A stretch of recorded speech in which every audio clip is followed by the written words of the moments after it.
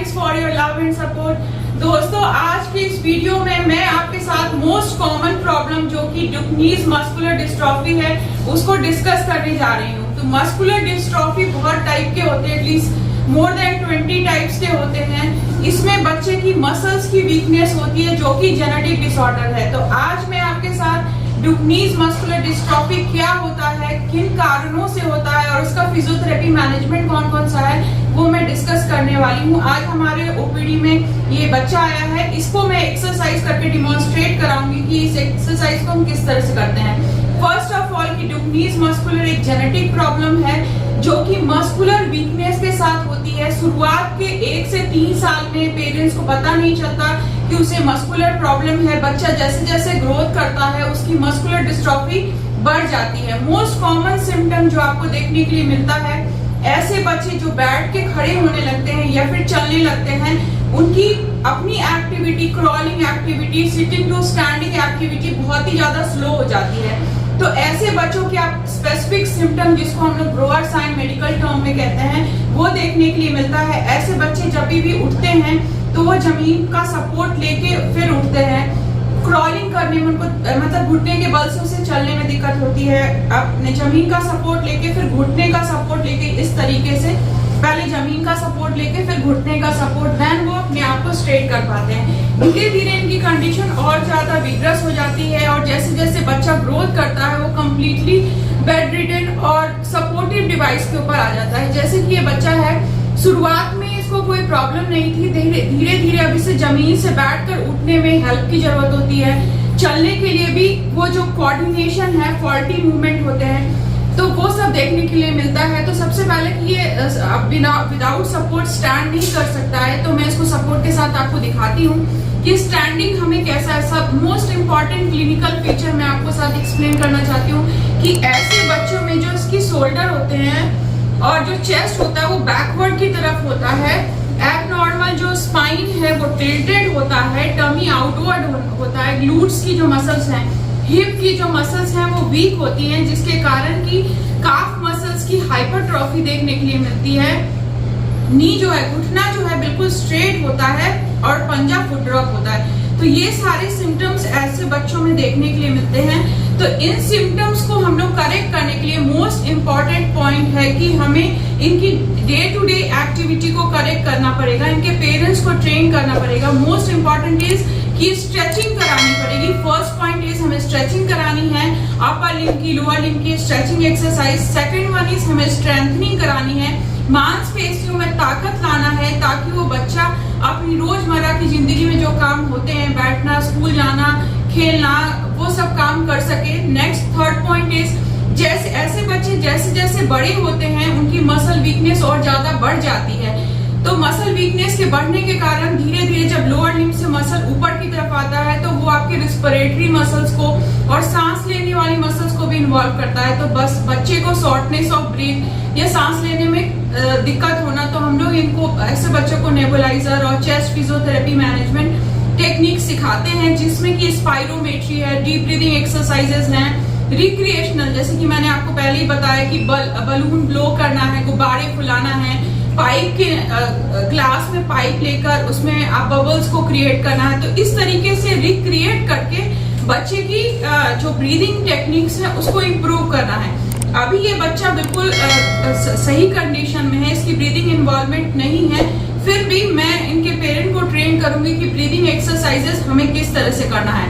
Next one is कि हमारे ऐसे बच्चों में की जो डेवलपमेंटल जो स्किल है, फॉर एग्जाम्पल राइटिंग स्किल है, रीडिंग स्किल है, वॉकिंग स्किल है, स्पीच है, सिट टू स्टैंड है, वो आपको थेराबैंड के लिए आप कर सकते हो, या फिर जिम बॉल के लिए वेरियस रिक्रिएटिव एक्सरसाइजेस हैं उनको कर सकते हैं। साइकिलिंग के लिए हम जा सकते हैं, ऐसे बच्चों के लिए स्पेसिफिक साइकिल आता है जो पूरा सपोर्टिव होता है, बेल्ट लाइक होता है, आप बच्चों को साइकिलिंग करा सकते हैं, वॉक के लिए ले जा सकते हैं।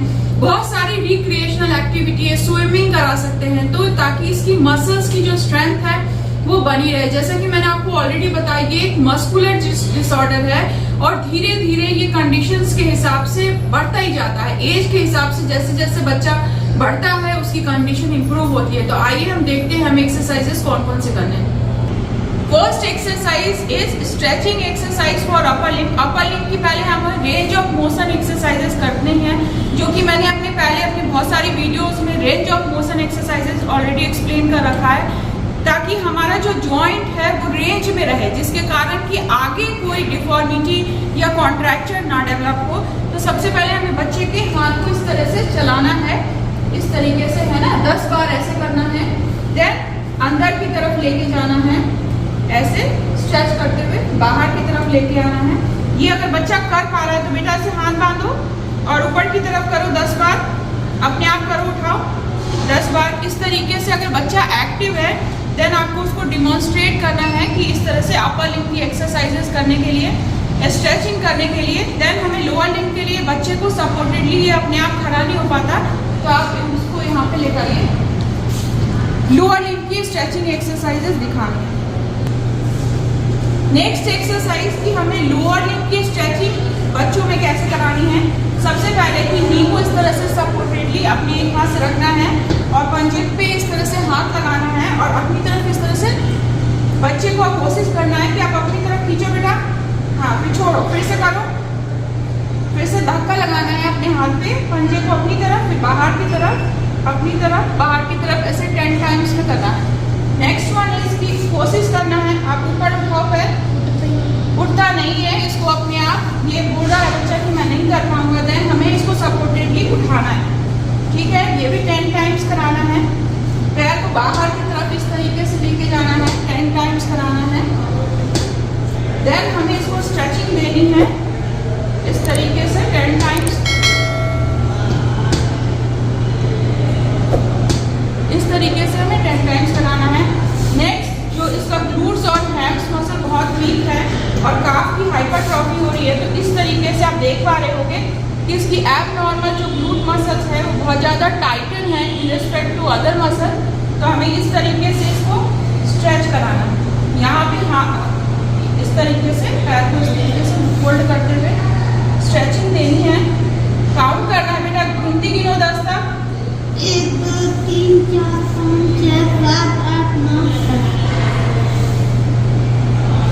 इस तरीके से 10 टाइम्स कराना है। उसके बाद इसको रोटेट करने की प्रैक्टिस करानी है, ऐसे रोटेट करना है। कर पाओगे अपने आप? नहीं, कोई बात नहीं। ऐसे right side and then left side, ऐसे नी को रोटेट करना है।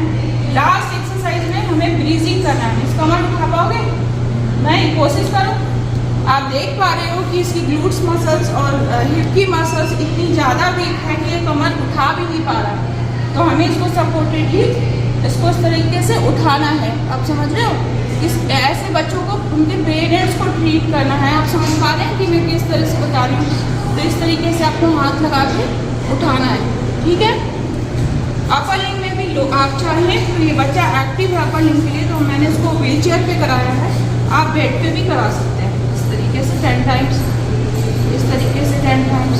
ताली बजवाना है, हाथ पे ताकत लगा, मेरे धक्का दो, मेरे हाथ को धक्का दो। इस तरीके से आप स्ट्रेचिंग एक्सरसाइज करते हैं।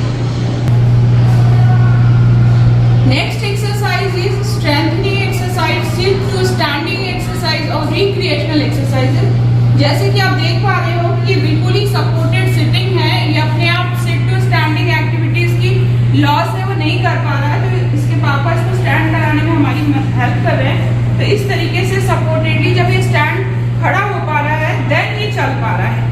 तो आप यहाँ पे लेके आओ, मैं आपको दिखाती हूँ कि इधर इसकी गेट ट्रेनिंग, यहाँ पे आ जाओ। तो आप इसको देख पा रहे हो कि जो मैं आपको सिम्टम्स, इसके लक्षण बता रही थी, वो आप देख पाओगे कि इसके कंधा पीछे की तरफ है, स्पाइन आगे की तरफ शिफ्टेड है, glutes muscle abnormal hip hike है, और इसकी जो बैलेंसिंग और कोऑर्डिनेशन है, gait problem, swing of gait है। तो ऐसे बच्चे जब चलते हैं तो आप देख पा रहे हैं कि किस तरीके की इसकी गेट है। 2-4 स्टेप चल के दिखा दो। आप देख पा रहे होंगे कि इसका बॉडी किस तरह से आगे की तरफ फॉरवर्ड है और किस तरह से चल रहा है। और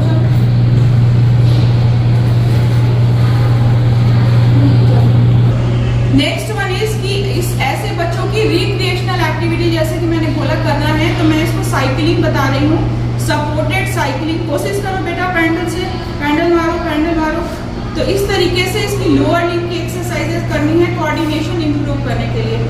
तो आपको आज का वीडियो समझ में आ गया होगा। इसी तरह से इसकी जो डेली एक्सरसाइजेस हैं वो उसको आपको सिखाना है। जिस खेल में इसका दिल लगता है ना, बॉलिंग में या क्रिकेट में या स्विम में, तैराकी में, वो उसमें आपको उसको डालना है और आपको उसको हेल्प करना है ताकि उसकी जल्दी एक्टिविटी अच्छी हो जाए।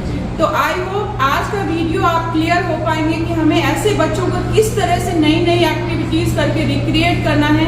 अगर दोस्तों मेरी वीडियोस आपको अच्छी लगती है तो प्लीज लाइक, कमेंट, सब्सक्राइब और शेयर कीजिए। Thank you.